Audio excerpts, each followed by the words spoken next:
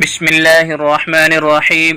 حضرت علامہ محمد ابن سیرین رحمۃ اللہ علیہ نے فرمایا ہے کہ خواب میں تسبیح دیکھنا اللہ جل شانہ کے فرمان کی تابعداری ہے، یعنی اگر کوئی بندہ خواب میں دیکھے کہ تسبیح پڑھ رہا ہے تو یہ اس بات پر دلیل ہے کہ یہ بندہ اللہ جل شانہ کا مطیع اور فرمان بردار ہوگا اور غم، اندوہ، مصیبت اور پریشانی سے نجات پائے گا۔ اور اگر دیکھے کہ خواب میں اپنے ہاتھ میں تسبیح رکھتا ہے تو اس بندے کو غم، مصیبت اور پریشانی ملے گی، لیکن اس بندے کو اجر و ثواب ملے گا۔ یعنی اس بندے کے ہاتھ میں تسبیح ہے لیکن اس پہ کوئی پڑھ نہیں رہا، تو اس بندے کے خواب کی یہ تعبیر ہے۔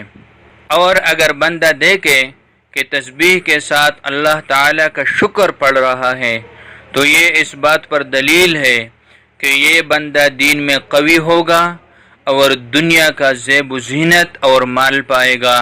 اور اگر یہ خواب کوئی ملک کا بادشاہ یا علاقے کا سربراہ دیکھے تو اس کی تعبیر یہ ہے کہ اس بادشاہ کا ملک یا اس علاقے کے سربراہ کا علاقہ جو ہے وہ شاد اور آباد ہوگا، کیونکہ اللہ جل شانہ کا فرمان ہے لَإِن شَكَرْتُمْ لَأَزِيدَنَّكُمْ، اگر تم شکر گزار ہوں گے تو ہم تمہیں اور زیادہ دیں گے۔ تو یہ تھی آج کی تعبیرات کہ خواب میں مختلف صورتوں میں تسبیح دیکھنا اور ان کی تعبیرات۔